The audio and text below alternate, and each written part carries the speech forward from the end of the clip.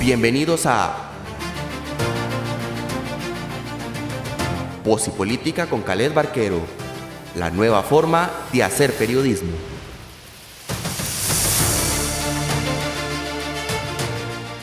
Hola, saludos a todos los que nos ven y nos escuchan por las diferentes plataformas. Bienvenidos a Voz y Política, un programa de opinión y de análisis de la política costarricense.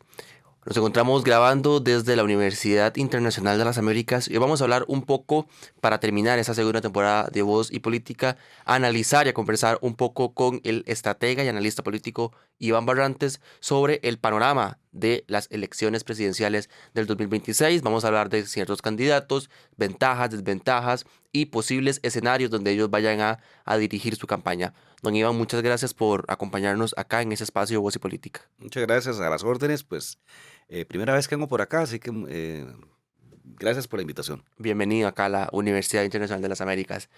Don Iván, yo quería que empezáramos hablando de ciertos candidatos que uno puede decir a hoy que pueden tener una posibilidad real, ¿verdad? Porque si bien es cierto, el escenario nos puede indicar o se prevé que podamos tener alrededor de 20 candidatos o más, lo cierto es que muy pocos de esos tienen una posibilidad real, ¿verdad? Y eso hay que decirlo también. Y a pesar de todo, yo creo que la persona que hoy está mejor posicionada, por todo lo que sea que pueda suceder, es el oficialismo, ¿verdad? Independientemente de todo, y me gustaría que empezáramos conversando de doña Laura Fernández, ¿verdad? Hay personas que dicen, y aquí lo hemos conversado en Voz y Política, sobre el tema de la transferencia de la popularidad, ¿verdad? No es lo mismo el presidente de la República, su estilo, su discurso, demás, al que tiene la ahora candidata presidencial. Y algunas encuestas la posicionan de primero, ¿verdad? Algunos incluso con hasta más del 40% del apoyo, lo que eso significaría ganar en primera ronda. Pero yo quiero que usted nos comente qué ha analizado a hoy, ya luego todo lo que ha sucedido después de la Asamblea Nacional del partido, que sin duda yo personalmente pienso que tal vez eso los ha afectado un poco, tanto por las candidaturas que se presentaron para diputaciones y todo lo que ha sucedido, los recursos que ha presentado además. Pero ¿qué análisis puede haber realizado usted a hoy del oficialismo, de la candidatura de doña Laura Fernández? Ok, sobre ese tema hay toda una discusión de que la transferencia de la popularidad o imagen del presidente, que no es lo mismo que la imagen del gobierno, la imagen del gobierno es negativa. Ujú. La del presidente es positiva y con un saldo positivo de más 12, más 15, una cosa así. Las popularidades, las energías no son transferibles en automático. ¿Qué significa eso? Que porque alguien tenga un 100, el pupilo o el heredero o el delfino, como quieras llamarlo, automáticamente absorba todo ese 100. Eso no existe. A no ser de que sea una candidatura o un heredero igual de fuerte, con las mismas características, la misma energía del titular. Ejemplos hay muchos. Yo creo que el más representativo es el caso Barack Obama-Hillary Clinton. O sea, Barack Obama en su clímax de popularidad, de imagen, junto con su esposa, ambos, la pareja más fuerte de Estados Unidos en ese momento, creo que fue 2015, ¿no? La 2015, primera sí. elección cuando Hillary perdió con Trump. Bueno, a pesar de esa popularidad, a pesar de ese carisma, a pesar de esa energía, la candidata oficialista, Hillary Clinton en este caso, no absorbió toda esa energía y perdió ante Donald Trump, pues que es una propuesta radicalmente distinta a lo que se está acostumbrado a ver en la política norteamericana. Entonces, el hecho de que un presidente sea fuerte no significa que en automático la candidatura oficialista también lo sea. Acaba de pasar en Uruguay también. Ujú. El presidente Lacalle terminó su gestión con 45% de aprobación. Eso es muy alto para prácticamente una salida de un mandatario. Y su candidato en primera vuelta no tuvo ni el 30%. 25. Y en segunda 25. vuelta le dieron una paliza, Ujú, pero total. brutal, ¿verdad? Entonces, cuando los herederos son débiles, frágiles, no tienen esa energía, más bien puede ser contraproducente. Ujú. ¿Okay? Entendido eso, ok. Entonces la candidata, Laura Fernández. Creo que doña Laura es una candidata que no ha construido un relato y un personaje propio. Quiere ser una extensión, un copy-paste del presidente. Y eso no necesariamente a veces sale tan bien, porque la gente ve cuando algo es impostado, decíamos en Chile, maqueteado, actuado. Entonces, no necesariamente el copy-paste sea una réplica correcta. Eso por un lado. Y por otro lado, ha empezado a darse ciertas situaciones, ciertas respuestas por parte de ella que la hacen ver como una candidata muy light, de poca profundidad en términos de contenido. Algunos incluso, y me incluyo yo, la hemos comparado con la Linet Saborío que se vio en los debates de final, de principios de año. Eso he escuchado, me parece bastante peyorativo, pero bueno, en el imaginario popular se van formando esas imágenes. Entonces ahí tenemos el segundo elemento. O sea, el primer elemento, un presidente con una imagen y una energía muy fuerte, donde hay que ponerle para absorber lo más que se pueda de eso, no necesariamente es en automático.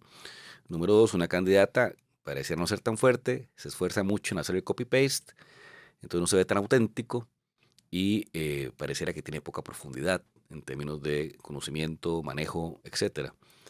Número tres, en un partido desconocido, recién formado, y que empieza a mostrar las deficiencias propias de lo que es gente nueva en esto, que pues no entiende el arte de lo que es construir una fuerza política.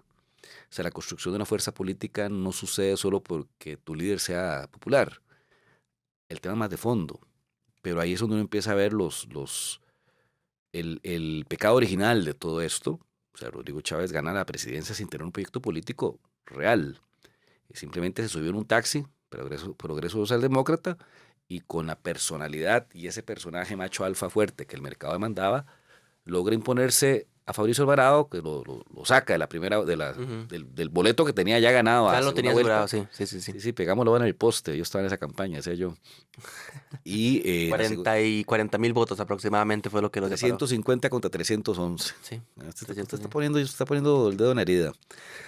En un sprint final donde se impone ese hombre fuerte, esa personalidad fuerte, pues que el mercado estaba demandando por un estado de cabreo, llamémoslo así, que había sido eh, eh, acrecentado por el tema de Cochinilla Diamante, que fueron hechos que se dieron en el segundo semestre del 21.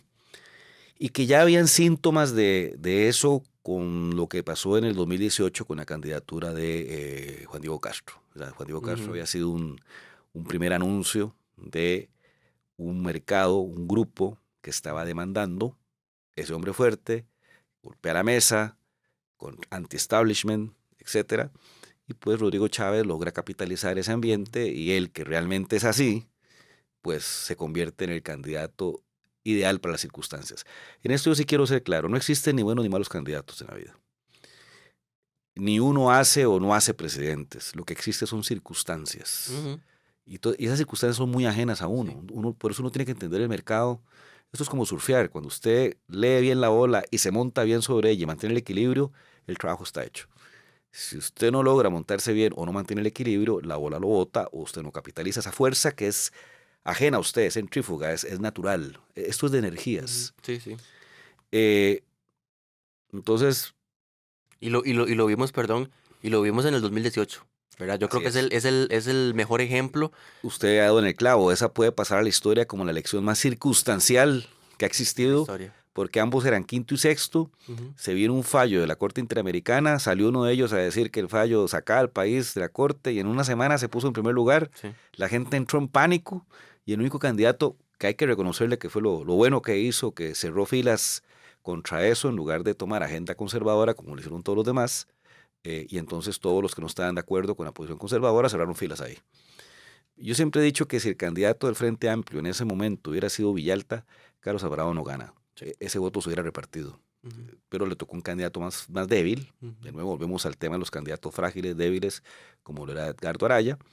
Y no porque yo tenga algo en contra de Edgardo, todo lo contrario, simplemente no era el candidato fuerte y que por la circunstancia del momento no representaba tal vez una figura 100% progresista y atractiva para, al fin y al cabo, el mercado de Carlos Alvarado, que terminaron siendo muchos jóvenes, ¿verdad? Lo ven a él también como joven y como una figura tal vez que podía representar más esto. Yo creo que la sociología de este país está en deuda con analizar todo el contexto de ese fenómeno, porque más allá de juventud, lo que se dio fue una rejunta de gente que le unía algo y que era la negativa a que un pastor, y Fabricio no es pastor, es salmista, pero la gente desde el día uno lo catalogó como pastor, de que un pastor tomara las riendas y se sentara en zapote. O sea, ese tema de la religión en la política es un tema que genera muchos anticuerpos, mucho rechazo en algunos sectores, más allá que si sos joven, viejo, educado, no educado, pobre, rico, es un tema ya conceptual, filosófico, Ujú. con respecto a la mezcla de la religión y la política. Así como hay gente que lo cree, no tiene ningún problema con eso, hay gente que es totalmente rechazo, ¿verdad? Entonces, volviendo al punto, si tenés un partido recién formado, sin liderazgos fuertes, sin conocimiento de la materia político-electoral, tanto así que cometen un error, yo diría, de principiante.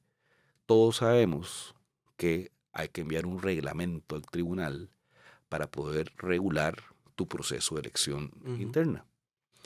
Y no es un reglamento que implique ciencia atómica, es muy sencillo, es decir, qué, cuándo, cómo y dónde lo voy a hacer, qué voy a hacer, cuál es la mecánica, si es abierta, cerrada, etcétera.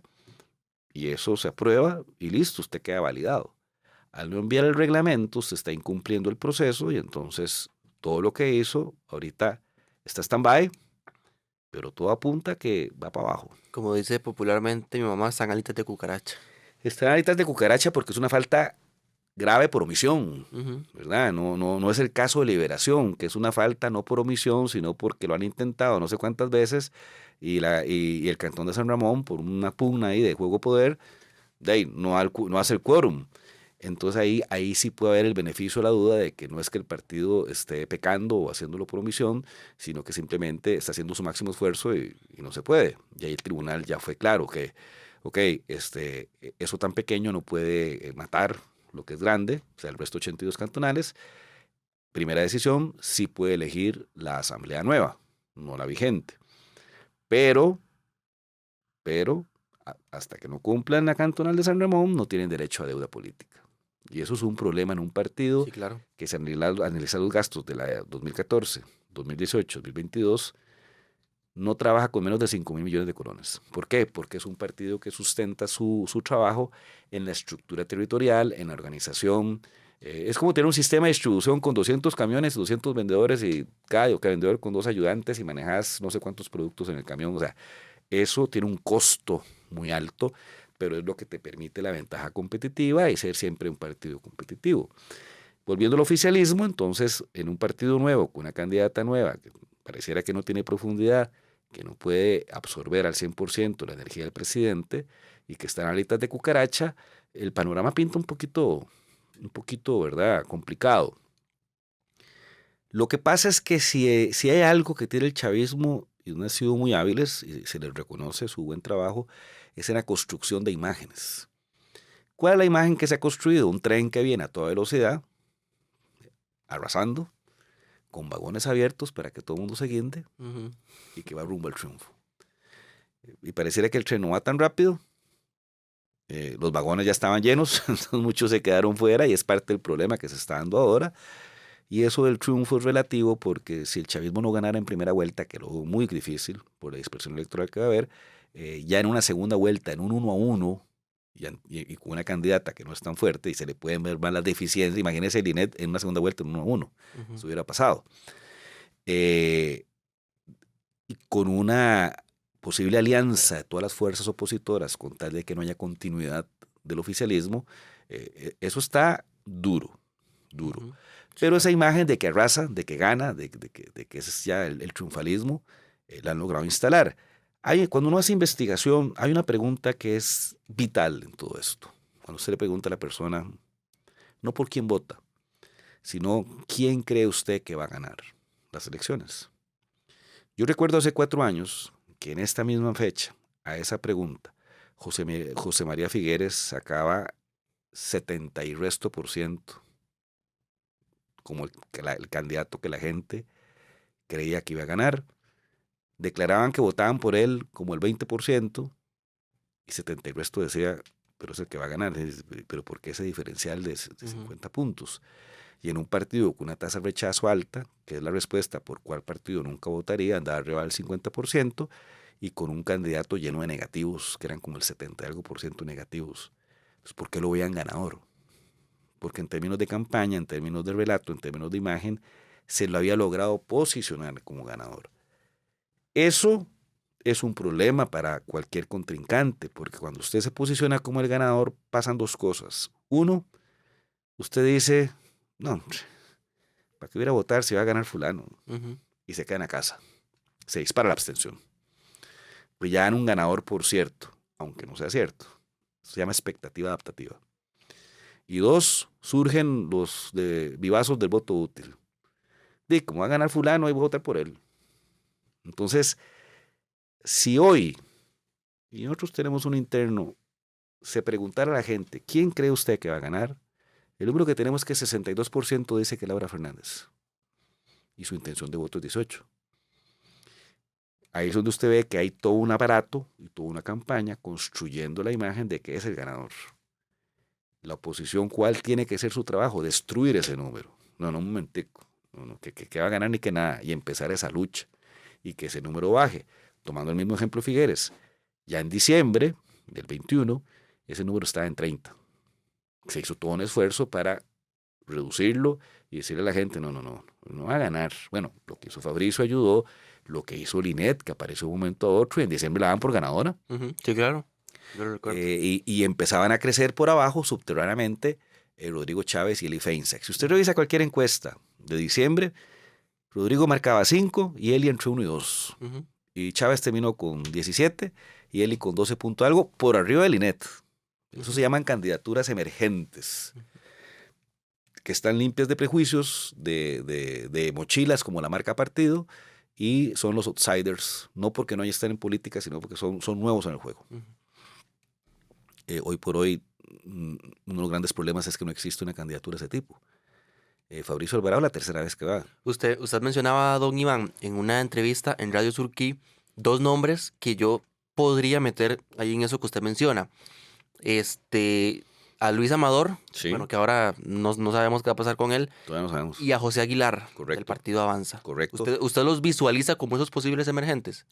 Hay 3 emergentes ahorita. Okay. Dentro de todo, ya hay 17 candidatos. No creo que el último que se montó el tren, aunque no estoy muy claro el partido, si está al día o qué, pero ya es Vox Populi, Lenín Hernández, como candidato presidencial del Partido de Justicia Social costarricense, el de Carmen Quesada. Son 17 candidatos. De esos 17 candidatos, yo podría decir que 4 son emergentes.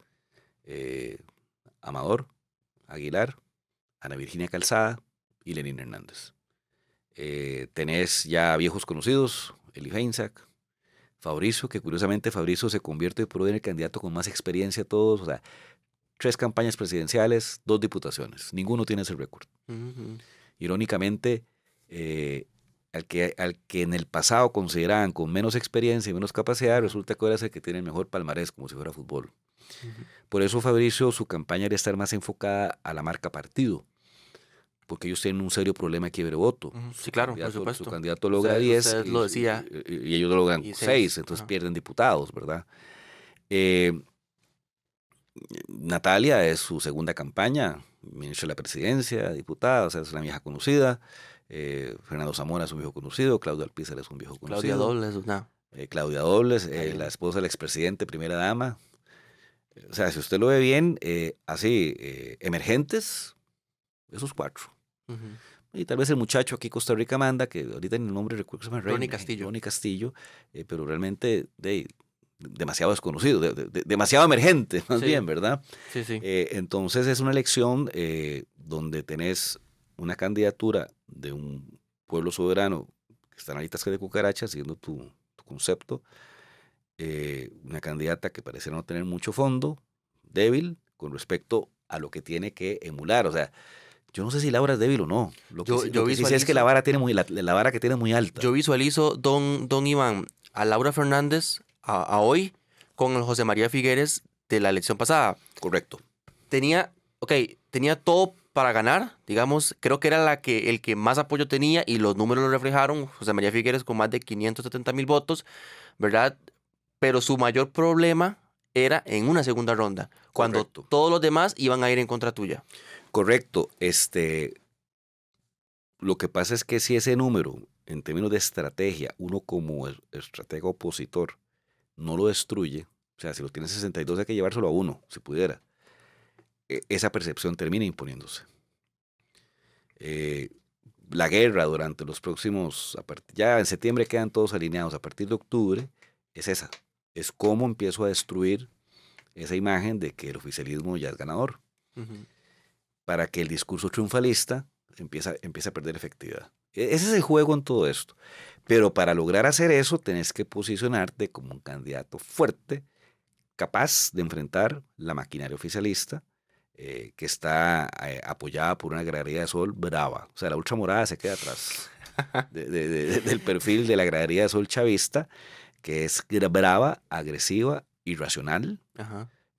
A tal punto de que yo he conversado con gente que me dice, no, ese caso de Chávez es falso, es un montaje, es prueba falsa, es un montaje de Liberación y el fiscal. O sea, a ese nivel de surrealismo puede llegar el chavismo, pero es que eso es muy característico de los sectarismos. Usted lo ve en las religiones, lo ve en el fútbol. En el fútbol, un fanático, el equipo nunca pierde, fue culpa del árbitro, no vio, menos tiempo, o sea, cualquier pretexto. En religión los sectarismos son capaces, no voy a decir nombres de religiones, pero religiones donde la transfusión de sangre es un pecado, lo cual científicamente no es así, pero usted es sectario, usted cree en eso. Y los sectarismos pueden llegar a extremos, suicidio colectivo. Y recordemos el caso famoso de aquel pastor De o Johnstown, predicador en Guyana. de Guyana. Sí, claro. O sea, podemos llegar a esos niveles de sectarismo, de fanatismo, y el chavismo tiene todas las características Sí, de ser claro. sectario y generar fanatismo, porque usted lo ve en la forma en que su gente racionaliza e intercambia, si le podemos llamar las ideas, las posiciones. Entonces tenés un discurso que es destructor de puentes, ya la candidata lo dijo, se tiene que quemar los puentes, los quema. Con una barra de sol brava que tira bolsa de miados, inclusive, como antes, cuando uno iba a sol. Por ahí me contaban, sí, cuando hacían eso. Cuando usted iba abajo recibía Nada más sentía nada más sentía el golpe, ¿verdad?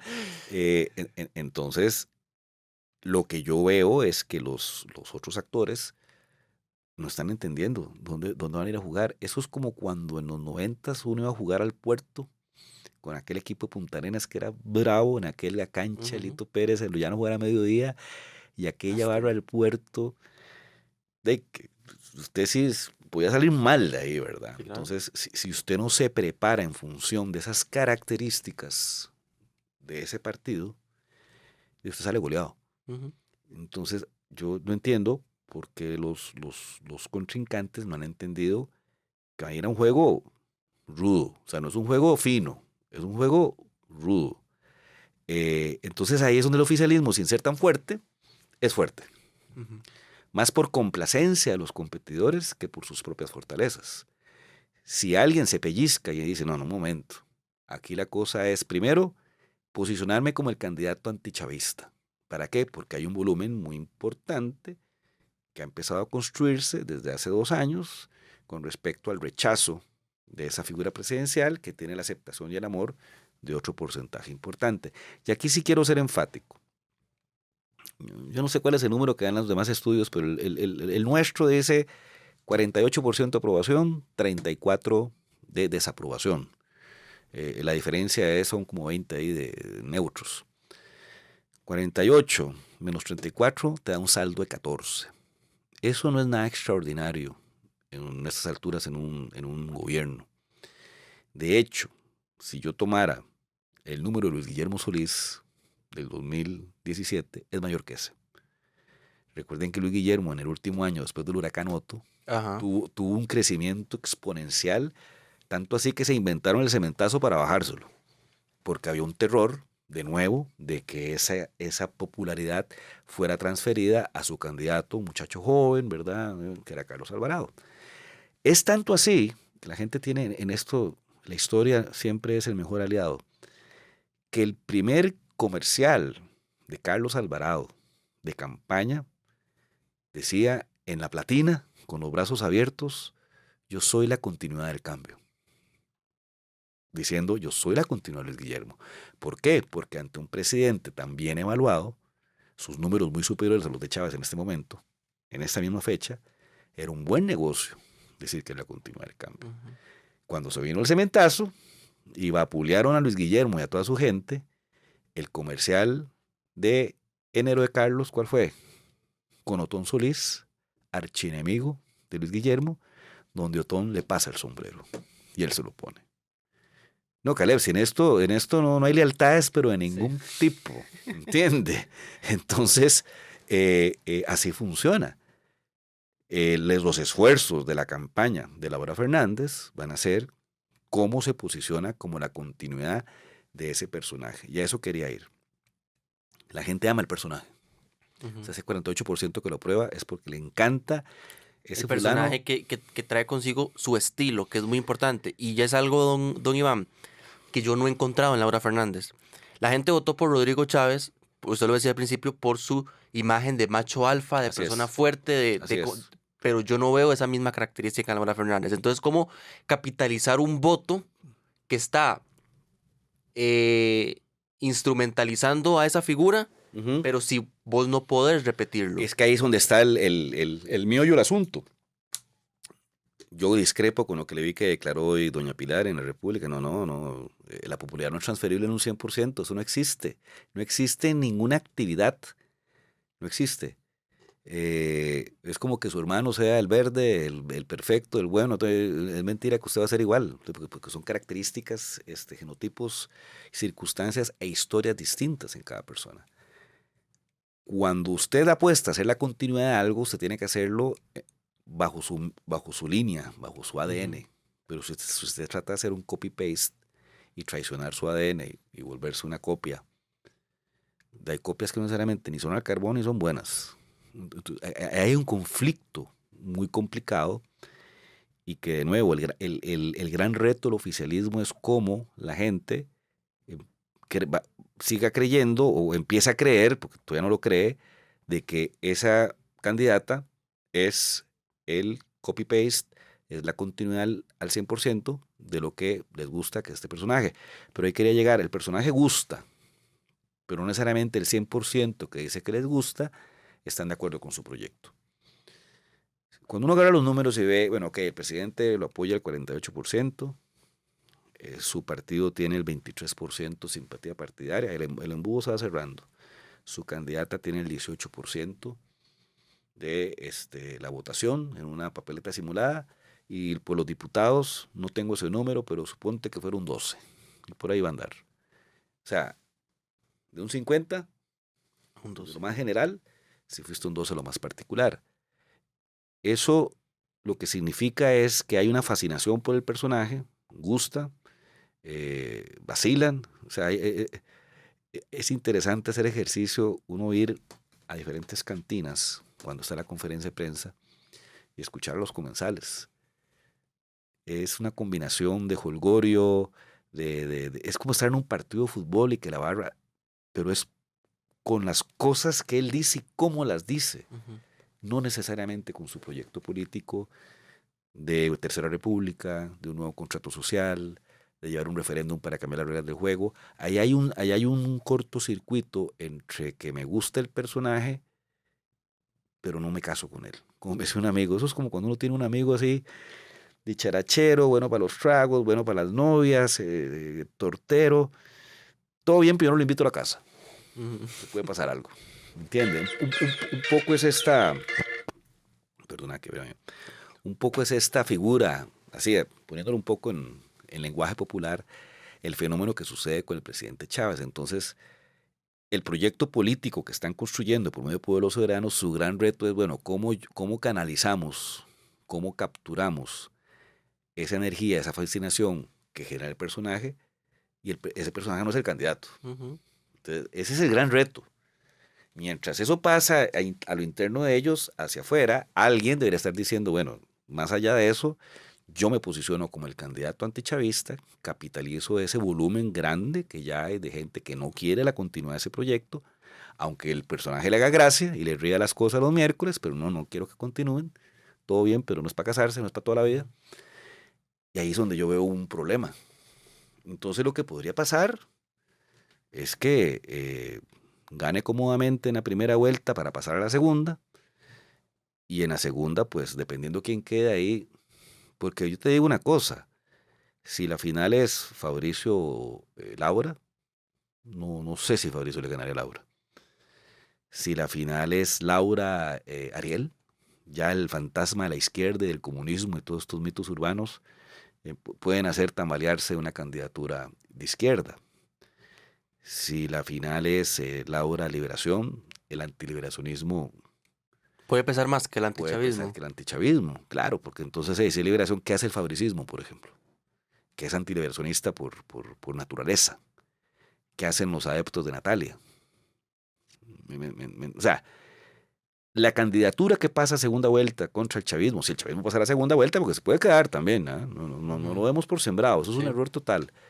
Tiene que ser una candidatura lo suficientemente amplia en cuanto a su scope para poder capturar la mayor cantidad posible de gente, ya sea o que está muy convencida de no a la continuidad o coquetea con la idea. Los que coquetean con la idea son volátiles. Entonces, dependiendo quién sea el que quede, y sucede así siempre, o sea, en la pasada, todos estábamos claros que contra José María Figueres, tanto Fabricio como Linet le ganaban. El único que no le ganaba era Villalta, porque ya el fantasma a la izquierda entonces se posicionaba y pasaba a segundo plano todas las ideas y cosas que se le dice a José María. Pero candidatos más potables, como Linet, como Eli Feinsack, como Fabricio Alvarado, si eran capaces de capitalizar ese anti que ya existía por naturaleza. Entonces, esto apenas empieza. Aquí lo importante es ir monitoreando, ir mapeando, ir viendo los números, cómo van avanzando. Lo que sí queda claro es que el chavismo es bastante soberbio y bastante ingenuo a ratos. Un amigo mío decía que la soberbia y la ignorancia es la peor combinación, el equivalente a tener tos con diarrea. No sabe lo que puede pasar, ¿verdad? Entonces, ese error del tema del reglamento Sí, claro. es impresionante. O sea, y la forma en que se da todo, la forma en que establecen la lista, la forma en que ponen los candidatos. Y las personas que todo también este eso habla tema de mucho. llevárselos a un hotel y pagar aquel cuentón. O sea, es que ni siquiera es a propósito. Es un tema que se da por sentado, que se va a ganar, vamos para adelante. ¿sabes? Y entonces vos no te pones detallista ni te pones a la defensiva. Y cuando salen son unas sorpresas. O sea, porque yo le digo, mae, o sea, si yo voy a hacer una concentración de gente, voy a pagar $18,000 o $20,000 por todo eso. ¿De dónde salió la plata? Ujú. Ya fue reportada, entró por la cuenta del partido. ¿Quién la pagó? Ok, el que la pagó la reportó como donación. El que la pagó no es plata de dudosa procedencia. O sea, ¿para qué te pones en un proyecto que ya tiene el ojo avisor por todo el problema de la elección pasada? Que ya tiene antecedentes, ¿verdad? ¿Por qué te pones para que te den? Ujú. Entonces yo digo, es una combinación letal, soberbia con ignorancia. Porque eso el reglamento es ignorancia del proceso. Y es algo básico, o sea, es algo muy básico. Sí, es formación de partido político 1.0. Pero ahí es donde ves que es una combinación nefasta. Y el peor enemigo del oficialismo es el oficialismo, precisamente por ese tipo de situaciones. Sí. Pero, nadie está capitalizando los autogoles. Nos detenemos por aquí un momento y pronto volvemos con la segunda parte de esta entrevista a el estratega político Iván Barrantes. Si le está gustando, quédese y acompáñenos en la segunda entrega.